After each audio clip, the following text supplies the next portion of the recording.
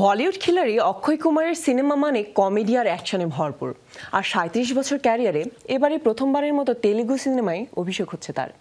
সম্প্রতি প্রকাশিত হয়েছে সুপারস্টার অক্ষয়ের কানাপ্পা লুক, যেখানে শিবের রূপে ধরা দিলেন তিনি। কি চমক নিয়ে আসছে তার এই সিনেমাটি? কানাপ্পা ভারতীয় তেলুগু ভাষার একটি পৌরাণিক চলচ্চিত্র। শিব ভক্ত কানাপ্পাকে কেন্দ্র করে পৌরাণিক প্রেক্ষাপটে তৈরি হয়েছে এই সিনেমার গল্প।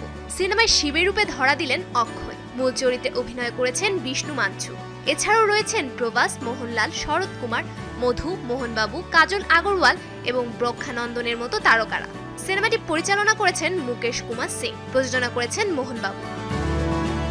বলিউড সুপারস্টার অক্ষয় কুমারের ৩৭ বছরের ক্যারিয়ার, তবে এবারই প্রথমবারের মতো তেলুগু সিনেমায় অভিষেক হচ্ছে তার। সিনেমার নাম কানাপ্পা। এই সংবাদ প্রকাশ হয়েছিল বেশ আগেই।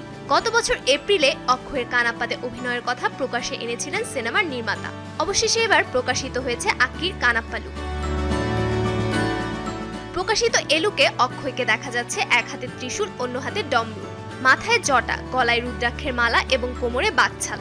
ত্রিশূলটি ছুঁড়ে দেবেন শূন্যে, এমন রূপেই ধরে আছেন এটি। ২০ জানুয়ারি সকালে এভাবেই শিবের রূপে সামনে এলেন খিলাড়ি অক্ষয় কুমার। আর এটাই তার তেলুগু সিনেমা কানাপ্পার লুক।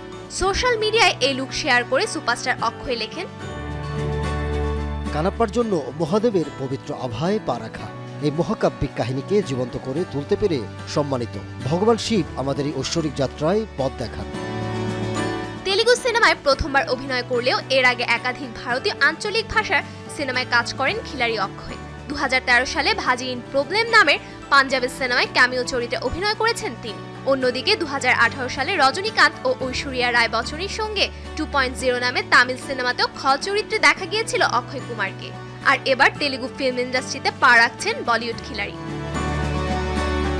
২০২৩ সালেই নিউজিল্যান্ডে এই সিনেমার কিছু অংশে শুটিং হয়। জানা যায় চলতি বছরের ২৫ এপ্রিল প্রেক্ষাগৃহে মুক্তি পাবে কানাপ্পা সিনেমাটি।